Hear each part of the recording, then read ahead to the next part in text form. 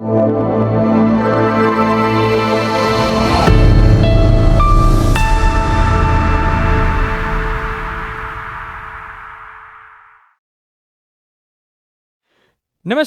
મુખ્ય સેવિકાની તૈયારી કરતી તમામ બહેનો માટે એક જબરદસ્ત બેચ છે સખી બેચ, જેની અંદર લાઈવ પ્લસ રેકોર્ડેડ વિડીયોઝ જોવા મળશે. આ બેચની અંદર તમને day to day perfect planning આપવામાં આવશે. એટલે કે પહેલા દિવસે તમારે કયો વિડીયો જોવાનો, એ વિડીયોની પીપીટી વાંચવાની, એની ટેસ્ટ આપવાની.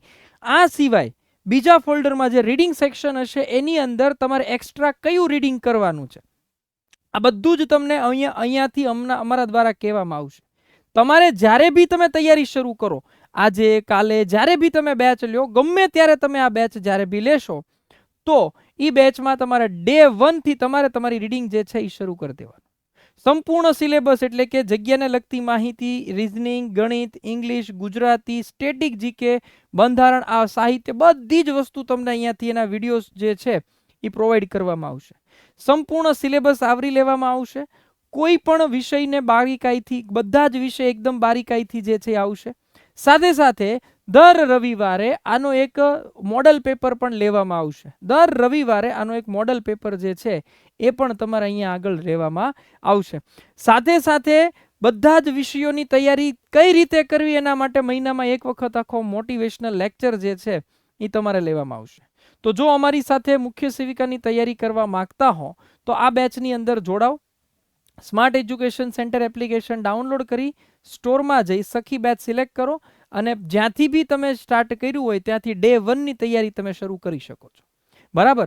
તો આ તૈયારી માટે તમને wish you all the best. પૂર્ણ શક્તિ બેચમાં કોઈ બીજી બેચ લેવાની નથી. પૂર્ણ શક્તિ બેચના વિદ્યાર્થીઓને આ બેચ એક અલગ ફોલ્ડર કરીને ફ્રી આપવામાં આવશે. આ સાથે સાથે એ સિવાયની મીન્સ કે આખી બેચ ન લેવી હોય ને કોઈને અલગ અલગ બેચ લેવી હોય તો પણ છે. આખી સખી બેચ છે, માત્ર સખી બુકના વિડીયોઝ છે, ગણિત રીઝનિંગના છે, સ્ટેટિક જીકેના છે, इंग्लिश गुजरातीना છે. मैं हार नहीं मान सकती मेरे हाथों, क्योंकि मेरे हाथों में किसी का बचपन है. તો મુખ્ય સેવિકાની સંપૂર્ણ તૈયારી કરવા માટે આજે જ અમારી સાથે જોડાઓ અને તમે સરકારી નોકરી મેળવવાનું સ્વપ્ન જે છે એ સાકાર કરો. આ એક બુક જે છે એ આપણે લોન્ચ કરી છે, જે મુખ્ય સેવિકા અને સીડીપીઓની જગ્યાને લગતી માહિતી માટેની છે. આ બુકની ખાસિયત એ છે કે બધો જ વિષય, બધા જ જે પુસ્તકો જે છે, આખું પુસ્તક જે છે ને એ બધા જગ્યાને લગતી માહિતીનું જેટલું કન્ટેન્ટ હતું ને એ બધું ભેગું કરીને આખો અભ્યાસક્રમનો આવરી લેવામાં આવ્યો છે. તમામ મુદ્દાને સાદી સરળ ભાષામાં વર્ણન કરવામાં આવ્યું છે. એની કરતાં વધારે ઇમ્પોર્ટન્ટ એ છે કે ગત 3 સીડીપીઓના પેપર અને મુખ્ય સેવિકાના પેપરના પ્રશ્નોના જે ઓપ્શન્સ હતા એને ગૂગલ સર્ચ કરીને જે માહિતી મળી છે અને એના આધારે પોઈન્ટ ટુ પોઈન્ટ લખાણ લખી વિસ્તૃતીકરણ કરી અને એક શ્રદ્ધેય પુસ્તક બનાવવાનો પ્રયાસ કરવામાં આવ્યો છે. તો આ બુક જે છે એ તમે ozabookstall.com ઓફિશિયલ વેબસાઇટ જે છે ઓઝા બુકસ્ટોલની, ત્યાંથી તમે પરચેસ કરી શકો છો. Okay, thank you. નમસ્કાર. સ્માર્ટ એજ્યુકેશન સેન્ટર ભાવનગરની અંદર આપ સર્વનું હાર્દિક સ્વાગત છે. ગુજરાતી વ્યાકરણનો બીજો ટોપિક, પણ સૌથી વધારે મહત્વનો ટોપિક એટલે કે ગુજરાતી વર્ણ વ્યવસ્થા. આપણે કોઈ પણ શબ્દ જે છે એ લખીએ, કોઈ પણ વર્ણ જે છે, કોઈ પણ વાક્ય જે લખીએ, એ વાક્ય બનેલું હોય શબ્દોથી. તમારે બેઝિકલી સમજવું હોય તો જો આવી રીતે સમજો કે કોઈ પણ વાક્ય જે છે એ કોનાથી બને, તો કે શબ્દોથી બને. કોનાથી બનશે? શબ્દોથી. શબ્દો જે છે એ જુદા જુદા વર્ણોથી બનશે. તો આ વર્ણો જે છે ને એની આપણે વ્યવસ્થા સમજવાની છે.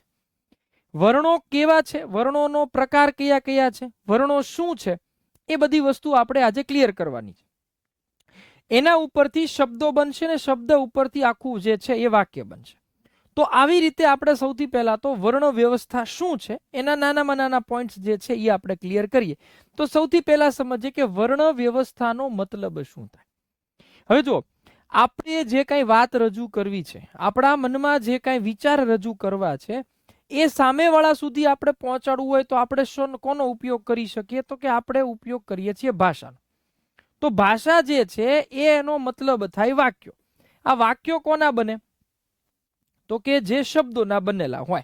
એટલે ભાષાથી આપણે આપણી અભિવ્યક્તિ, વાક્યોથી આપણે આપણી અભિવ્યક્તિને રજૂ કરી શકીએ છીએ, આપણે આપણી વાતને અભિવ્યક્ત કરી શકીએ છીએ, આપણે અભિવ્યક્તિ કરી શકીએ એમ ગણી શકાય. બરાબર. તો શબ્દો જે છે એ ઘણા જોવા જઈએ ને તો શબ્દો બનશે વર્ણોથી. વાક્ય બને શબ્દોથી અને શબ્દો બનશે કોનાથી? તો કે વર્ણોથી. હવે વર્ણનો મતલબ જે થાય કે અક્ષર. એટલે વધુ સચોટ રીતે સમજવું હોય તો નાનામાં નાનો ભાગ એટલે આપણે શું કહેવાય? ધ્વનિ. વધુ સચોટ રીતે સમજવું હોય તો નાનામાં નાનો ભાગ એટલે ધ્વનિ. એટલે ભાષા જે છે એ ધ્વનિઓની એક પ્રકારની ચોક્કસ વ્યવસ્થા થઈ.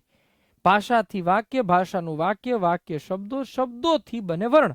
અને વર્ણ એટલે કે આપણે ધ્વનિ તરીકે ઓળખીએ. આ ધ્વનિની અંદર સ્વર પણ હોય અને શું હોય? વ્યંજન પણ હોય. સ્વર પણ હોવાના અને જે છે એ વ્યંજન પણ હોવાના. તો સ્વર શું છે અને વ્યંજન શું છે એ વસ્તુ આપણે સમજીએ એ પહેલા આપણે ક્લિયર કરીએ કે ભાઈ ધ્વનિનો મતલબ શું થાય. ધ્વનિનો મતલબ થાય, ધ્વનિ એટલે કે આપણે અવાજ. અવાજ જે છે એને આપણે ધ્વનિ કહેવાય.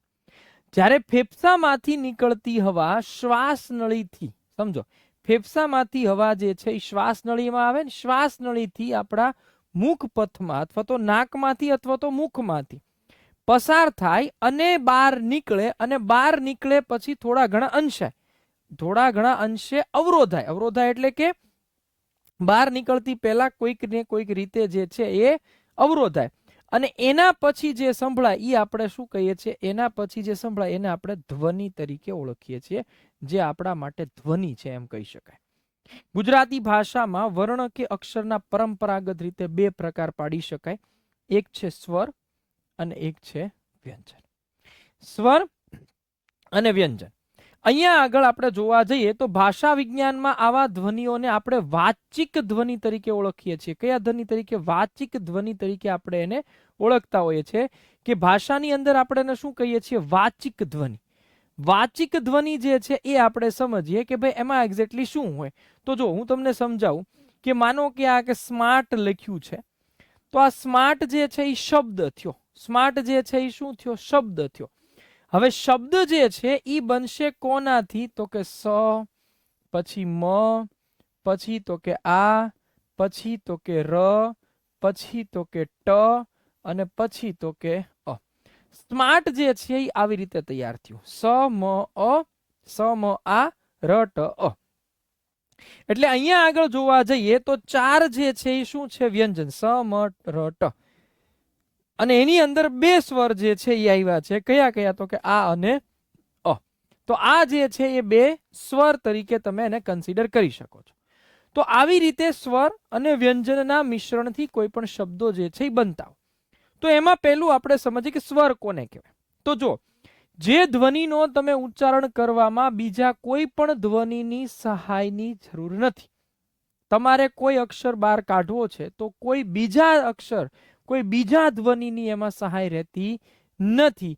જે આપણા મુખમાંથી હવા જે છે એ અવરોધાયા વિના બહાર નીકળે.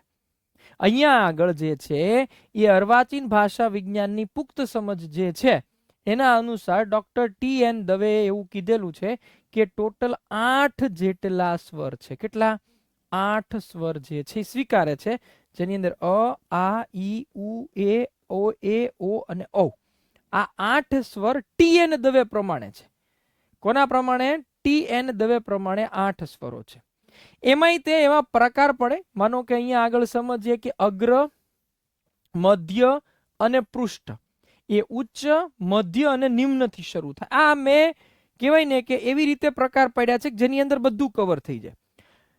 તમે જ્યારે અગ્રભાગથી અને ઉચ્ચ કક્ષાએથી સ્થાન રિલીઝ થતું હોય, અગ્રભાગથી ઉચ્ચ કક્ષાએથી જે મુખના ભાગની વાત કરે છે, હું એમ કહું ઈ, તો ઈ જે છે એ ઉચ્ચ સ્થાનેથી આગળના ભાગથી બહાર આવે છે, અને પાછળના ભાગથી ઉચ્ચ સ્થાનેથી બહાર આવતું હોય તો ઉ. હવે એ જ વસ્તુ જ્યારે મધ્ય ભાગથી આગળના ભાગેથી એટલે અગ્રભાગથી મધ્ય ભાગમાં એ, પછી મધ્ય એ અગ્ર સ્થાનેથી, એ જ રીતે મધ્ય ભાગના મધ્ય ભાગથી તો કે અ, મધ્ય ભાગના પૃષ્ઠ ભાગથી તો કે ઓ. આ જે છે ને એ આપણા જીભના લય પ્રમાણે જીભ અલગ અલગ જગ્યાએ સ્થાને જાય અને અગ્ર, આગળ, મધ્ય, વચ્ચે, પૃષ્ઠ એટલે પાછળ. એવી રીતે ઉચ્ચ એટલે આગળ, મધ્ય અને નિમ્ન, આવી રીતે કુલ સ્વરો જે છે એ 12 નીકળે. એમાંય તે સાર્થ જોડણી કોષ જે છે એ રૂ અને લૃ સહિતના ટોટલ 13 સ્વરો જે છે એ દર્શાવે છે, જે બંને નાગરી વર્ણમાલાના સ્વરો ગણી શકાય. લુ અને રૂ, બરાબર, લૃ અને રૂ, આ 13 સ્વરો જે છે એ દર્શાવ્યા છે.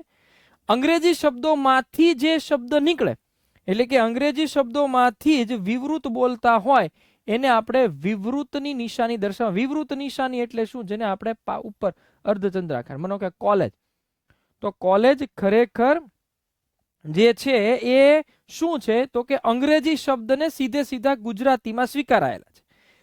જે અંગ્રેજી શબ્દોને ગુજરાતીમાં કોઈ પણ ફેરફાર કર્યા વગર સીધે સીધા સ્વીકારાયેલા છે એને આપણે ગણી શકીએ છીએ શું? તો કે આ ગણી શકીએ છીએ, એટલે કે એને વિવૃત નિશાની સાથે લખી શકાય છે.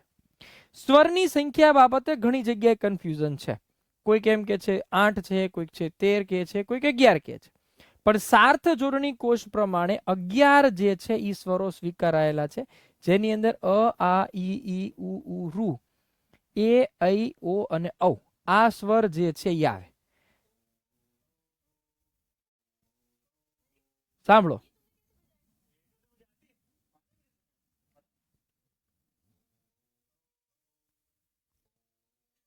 આ જે છે એ સ્વરનું ઉચ્ચારણ કરે છે. અહીંયા કોઈ મિલ ગયા માંથી જે છે એ સ્વરનું ઉચ્ચારણ કરે છે. ફરી વખત તમે સમજો એટલે તમને ખ્યાલ આવે. આ સિવાય તમે ગોલમાલની અંદર પણ તુષાર કપૂર જે છે એ સ્વર જ બોલતા હોય. જો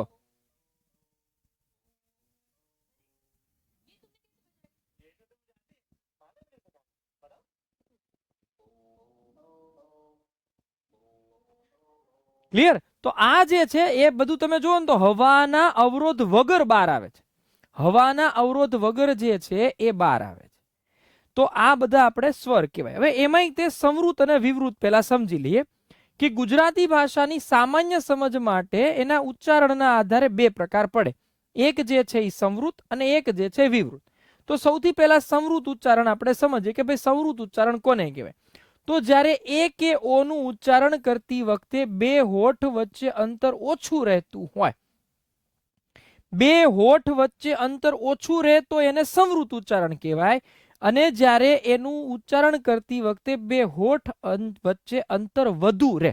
હવે જો અહીંયા આગળ એના આધારે પાછા જે છે ને એ અર્થ બદલાઈ જાય. માનો કે તમે મોર આમ લખો સંવૃતમાં તો ઈ એક પક્ષી બને, પણ એ જ મોરને તમે વિવૃત નિશાની સાથે જ્યારે લખો ને ત્યારે ઈ બને આંબાનો કોર, એને મોર કહેવાય.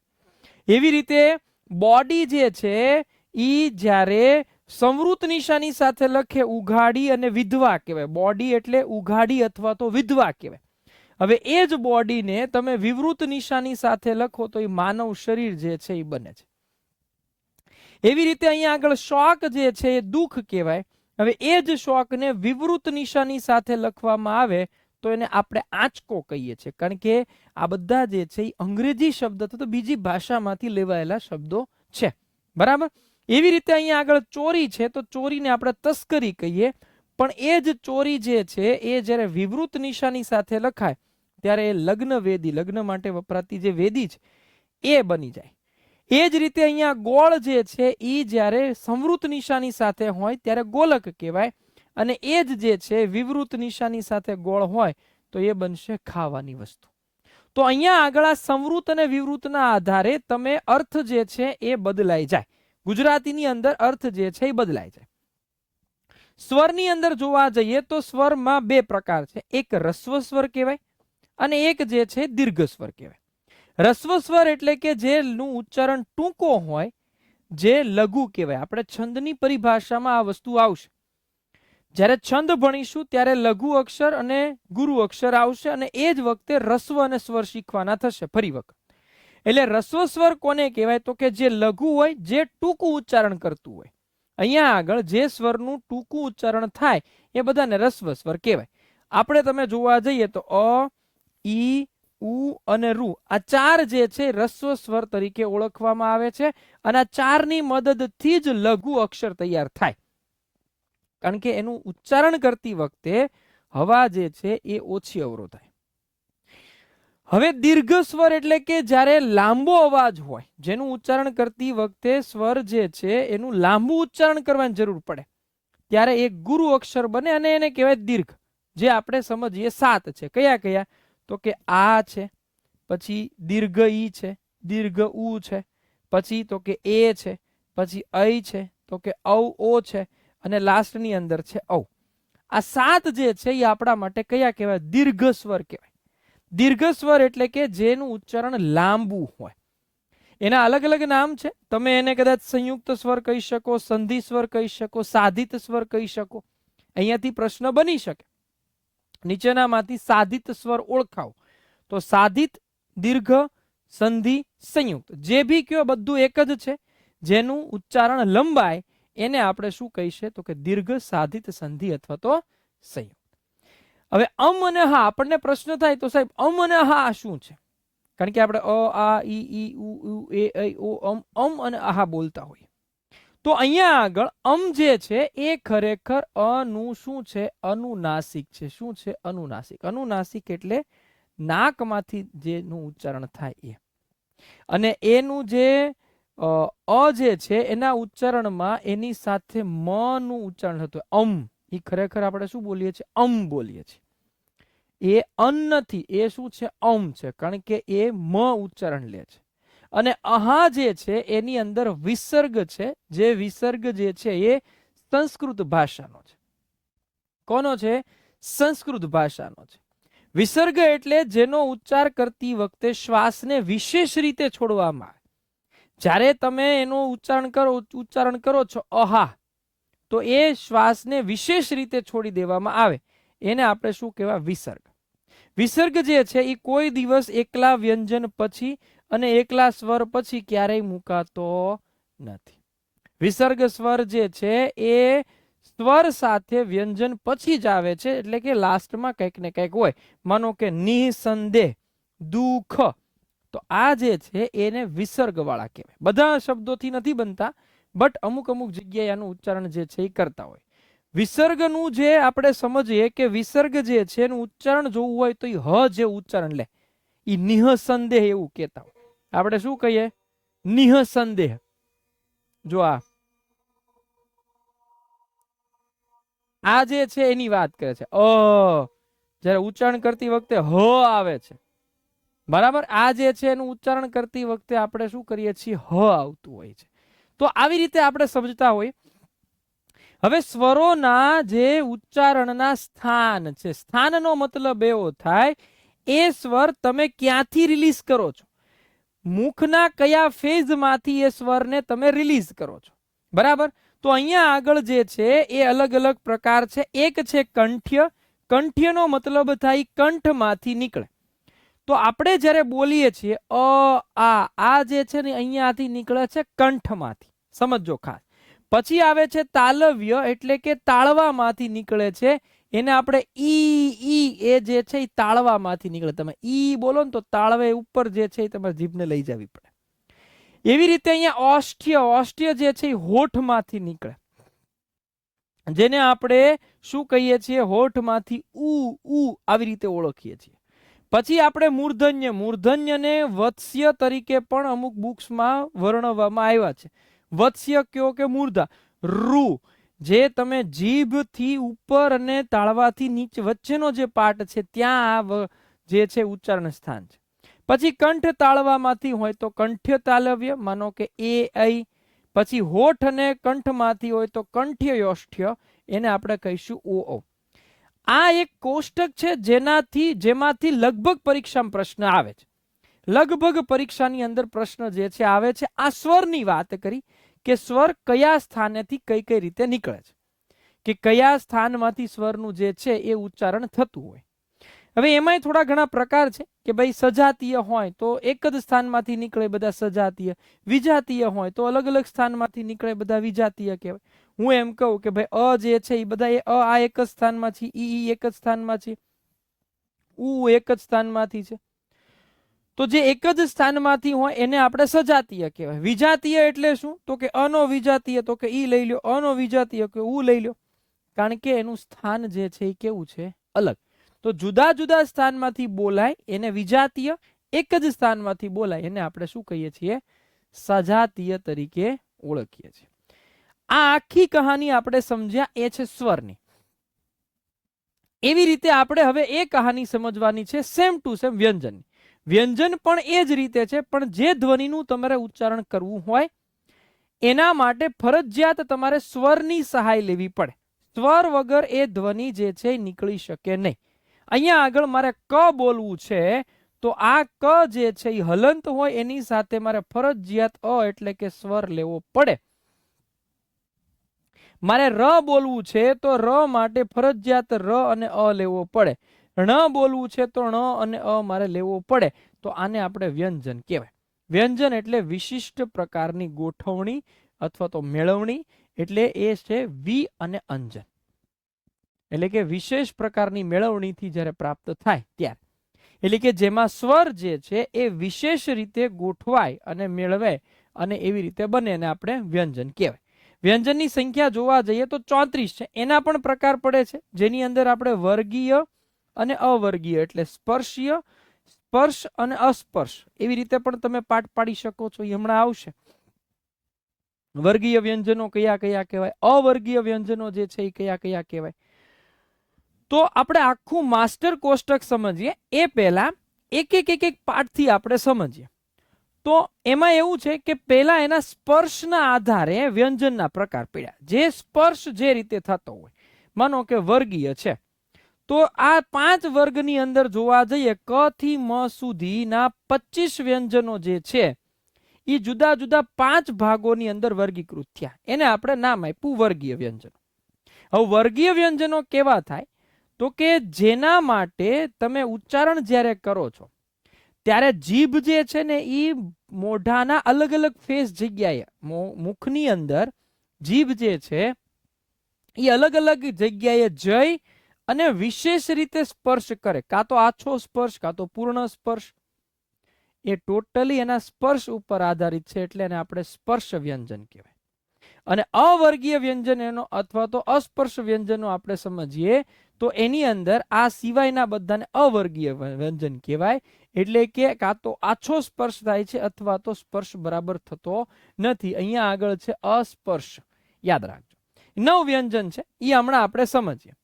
તો આ ઉચ્ચારણ સ્થાનના આધારે 5 પ્રકાર પડે. સૌથી પહેલા કંઠ્ય, તાલવ્ય, મૂર્ધન્ય અને દંત્ય, અને લાસ્ટમાં ઓષ્ઠ્ય. મેં તમને સમજાવ્યું. કંઠ્ય એટલે શું તો કે જીભનો પાછળનો ભાગ, જીભનો પાછળનો ભાગ કંઠના મૂળ ભાગને સ્પર્શ કરી હવાને અવરોધે. તાલવ્ય એટલે કે તાળવો, જીભનો જે મધ્ય ભાગ તાળવા પાસે પહોંચ્યા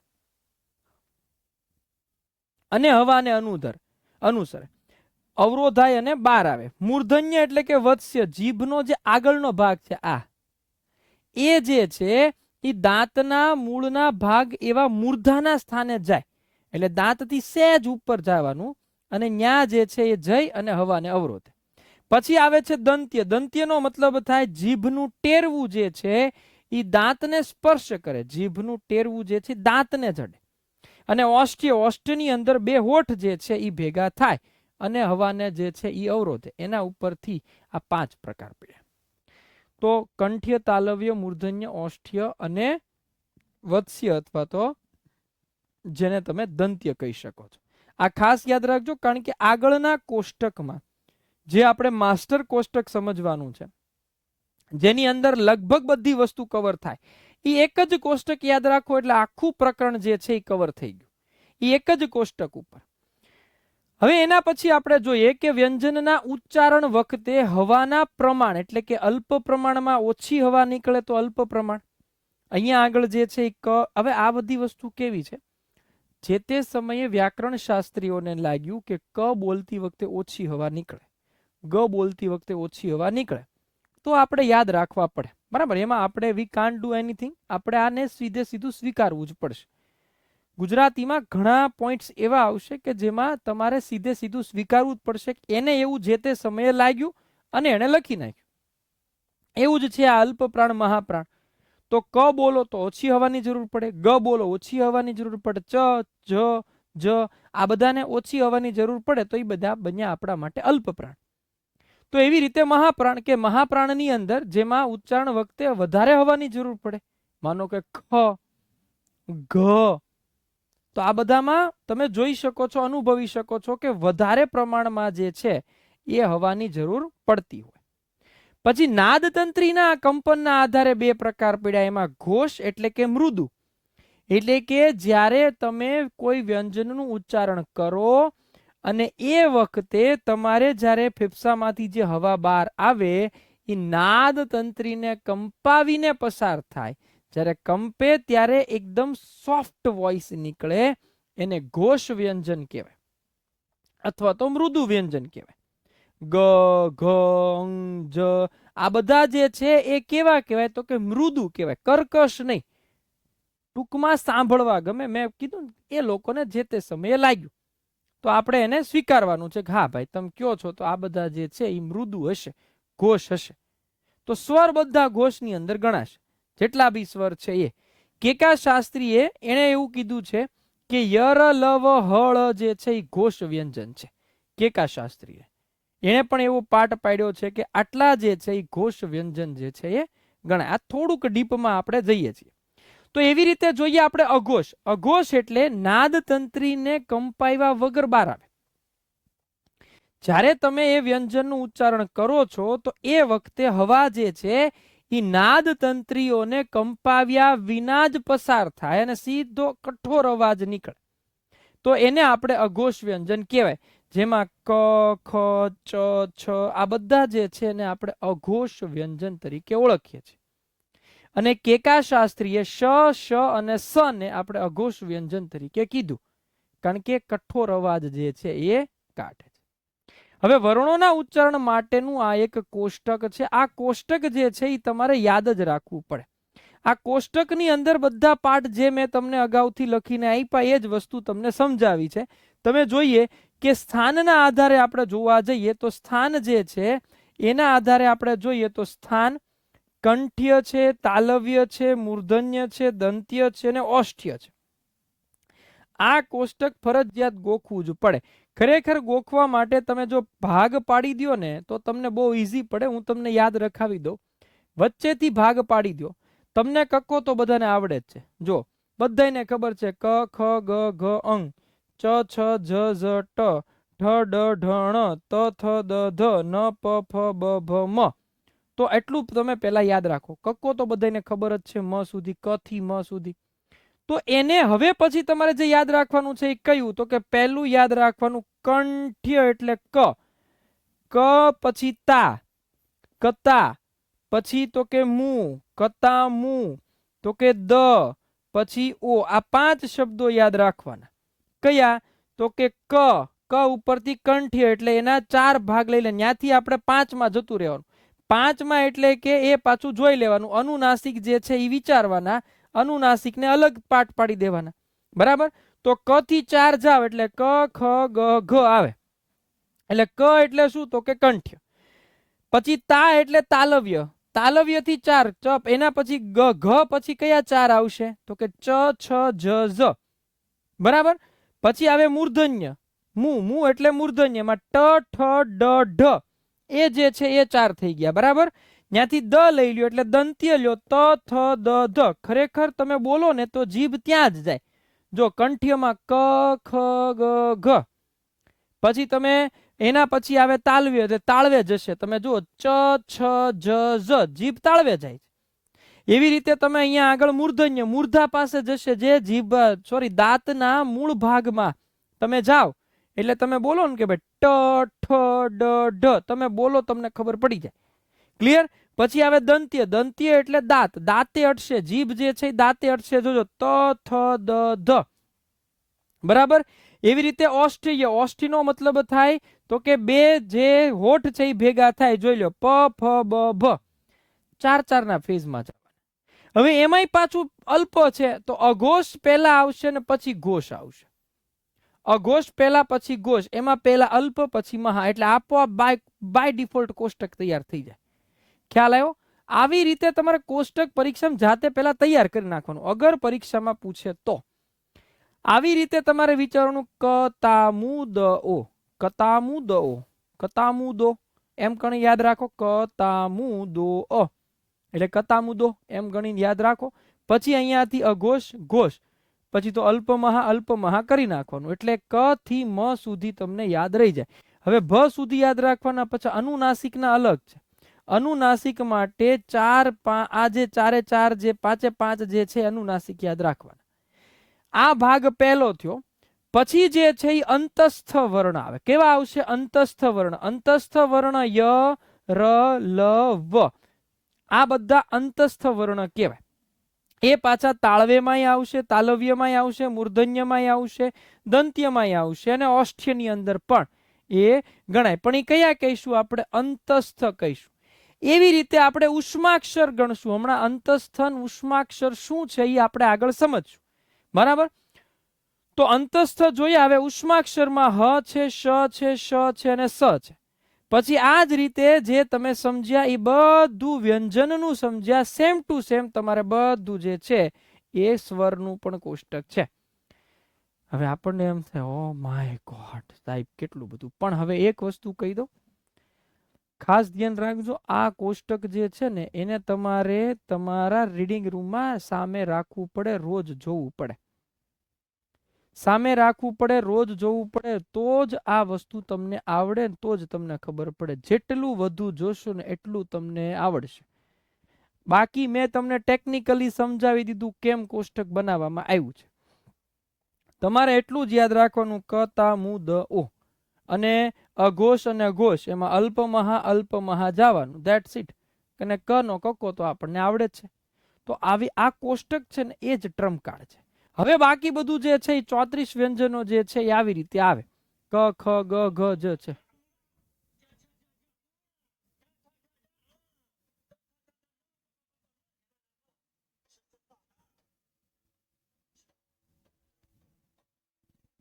આ બહુ ફેમસ પાત્ર છે. આ જે છે એ મિર્ઝાપુર સિરીઝનું બહુ ફેમસ પાત્ર છે. એ આખી કક્કા જે આખો કક્કો બોલે છે. તમે ચેક કરો, આખો કક્કો જે છે એ બોલે છે. જુઓ,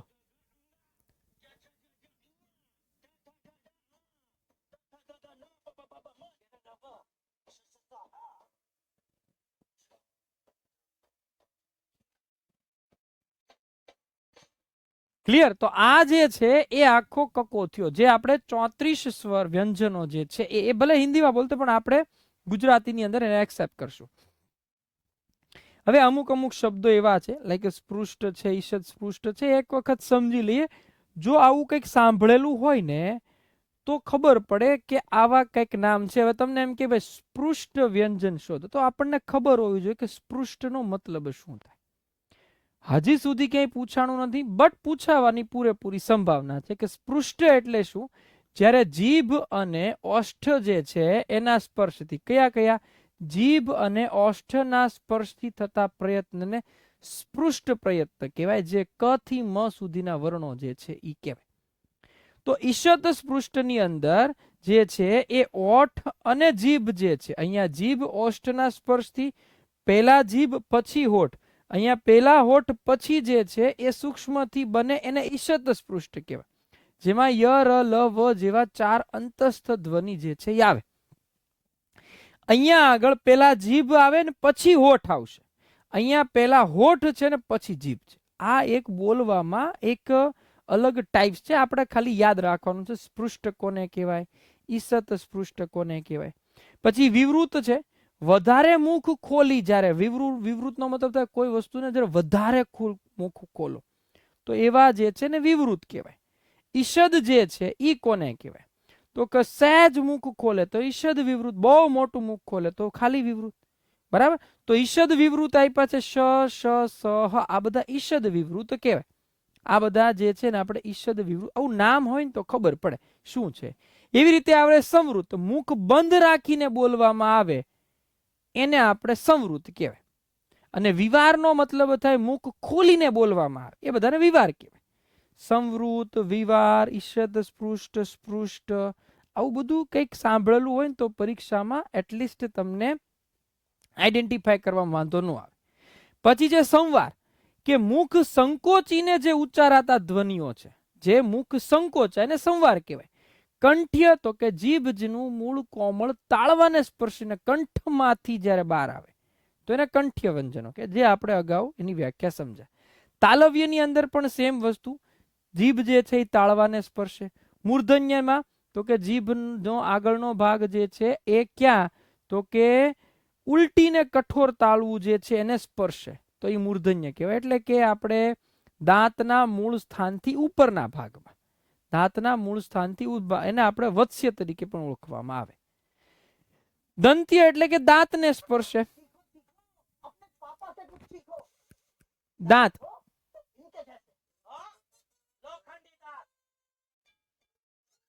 દાંત દાંતને સ્પર્શીને કરવામાં આવે બધાને આપણે શું કહીએ છીએ? દંત્ય કહેવાય. ઓષ્ઠ્ય એટલે તો કે બે હોઠ ના સ્પર્શથી બને ને ઓષ્ઠ્ય કહેવાય. કંઠ તાલવ્ય તો ભેગું છે, કંઠ અને તાળવામાંથી જે નીકળે છે એ બધા કંઠ તાલવ્ય કહેવાય. બરાબર. પછી એક આવે છે કંઠ્ય ઓષ્ઠ, જે કંઠ અને હોઠ જે છે એનાથી બને છે એ બધા કંઠ્ય ઓષ્ઠ્ય કહેવાય. દંત્યોષ્ઠ એટલે કે દાંત અને હોઠ જે છે એનાથી બને છે ને આપણે દંત્યોષ્ઠ કહેવાય. આ બધું આપણે અગાઉ સમજ્યા એ જ છે.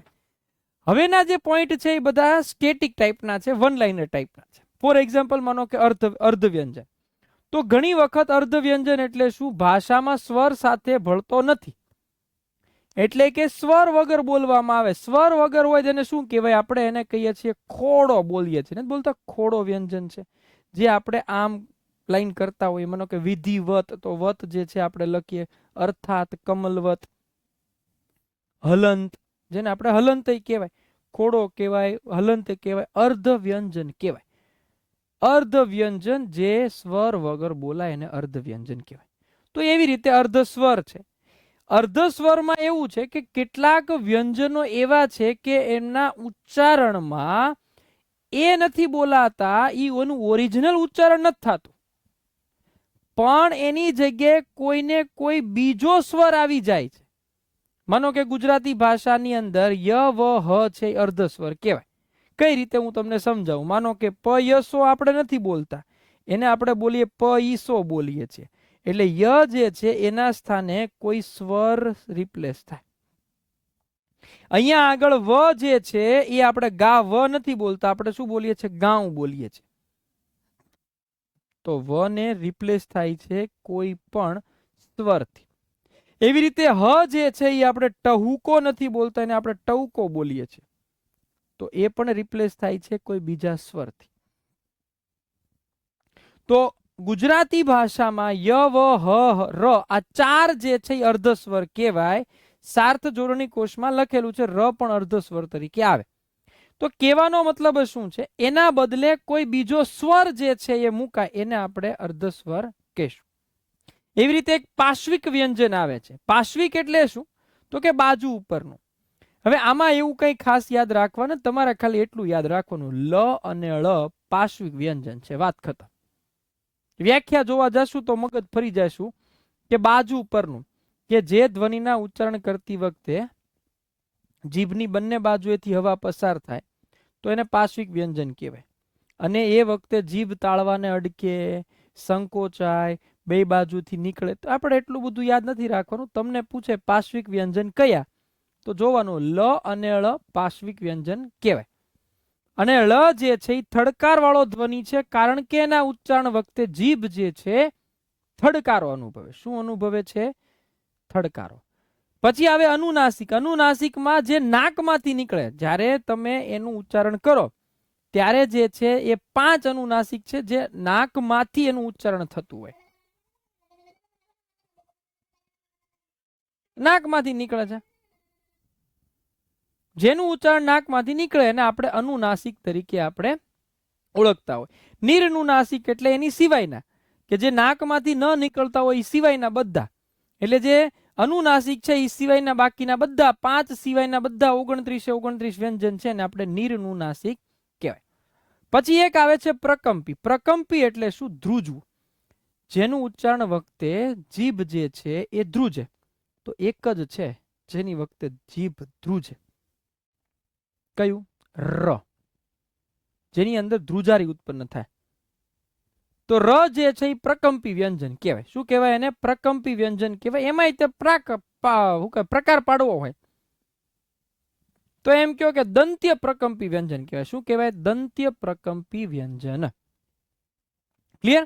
ચાલો, એના પછી આવે મરમર વ્યંજન, કે મરમરમાં એટલું યાદ રાખવાનું, હ ને મરમર કહેવાય. હ જે છે એને મરમર કહેવાય. હવે વ્યાખ્યા સમજવા જશું તો ભેગું નહીં થાય, પણ છતાંય તમે સમજાય દો. નાદ તંત્રી વખતે જ્યારે ઉચ્ચારણ કરો ને, તો નાદ તંત્રી વચ્ચે થોડી જગ્યા રહે, થોડી જગ્યા એટલે ઝીણો કંપ થાય, અને એની સાથે ઘસાય એટલે એ મરમર થાય. તો એને આપણે ગુજરાતીમાં હ છે એ આવી રીતે ઉચ્ચારણ થાય. તો હ જે છે એ મરમર વ્યંજન કહેવાય. પછી સ્ફોટક. સ્ફોટક એટલે જે વર્ણ તેને લંબાવી ન શકાય એવું કીધું. ગમે એટલી મહેનત કરો, ક એમ ન કહેવાય, ક જ બોલે, ને લંબાવી ન શકાય, એ બધા સ્ફોટક કહેવાય. બરાબર? સ્ફોટક વ્યંજન નીચેનામાંથી કયું છે એ યાદ રાખવાનું. તો જેને આપણે લંબાવી ન શકીએ એ બધા સ્ફોટક વ્યંજન કહેવાય. એવી રીતે સીમાવર્તી, જે બોલવા જતા એની જગ્યાએ બીજો ઉચ્ચારણ જે છે એ નીકળી જાય. જવું, તો એ જવું ન બોલે, આપણે જવું બોલીએ. એટલે આપણે યવ હર વાળા જે સમજે ને અર્ધ સ્વર, એ ટાઈપના, પણ એમાં સ્વરથી રિપ્લેસ થાય, આમાં વ્યંજનથી રિપ્લેસ થાય. જો જ તો જ થી રિપ્લેસ થાય, પછી છે તો સે થી રિપ્લેસ થાય, સામે તો હામેથી રિપ્લેસ થાય. તો આ બધાને આપણે સીમાવર્તી વ્યંજન કહેવાય, કે જે બોલવા જાઓ એના ઉચ્ચારણ ઓરિજિનલ બોલવાને બદલે એના બદલે કોઈ તમે બીજું ઉચ્ચારણ બોલી નાખો, એને આપણે સીમાવર્તી કહેવાય. પછી સંઘર્ષી અથવા તો ઉષ્માક્ષર, કે જે વ્યંજનોના ઉચ્ચારણ સમયે ઉચ્છવાસ મારફતે હવા બહાર આવતી વખતે સંઘર્ષ વિના બહાર આવી શકતી નથી, ફરજિયાત તેને બહાર આવવા માટે સંઘર્ષ કરવો પડે. મેં કીધું ને, આખું ચેપ્ટર ઈ ટાઈપનું છે, જે તે સમયે ઈ લોકોને એવું લાગ્યું એટલે આપણે સ્વીકારી લેવાનું. આ આખે આખું સ્વીકારવા ઉપર જ આધારિત રહેશે. બરાબર? એને કહી દીધું કે ભાઈ હા, આટલા સંઘર્ષી વ્યંજન કહેવાય, ઉષ્માક્ષર કહેવાય, તો સ્વીકારી લેવાનું. એમાં શ તાલવ્ય સંઘર્ષી ગણી લ્યો, સ છે એ દંત્ય સંઘર્ષી ગણી લ્યો, અને હ જે છે એ કંઠ્ય અથવા તો મરમર સંઘર્ષી વ્યંજન અથવા તો ઉષ્માક્ષર ગણી લ્યો. That's it. આ જે તે સમયે એ લોકોએ કીધું, એને લાગ્યું એટલે સ્વીકારવાનું.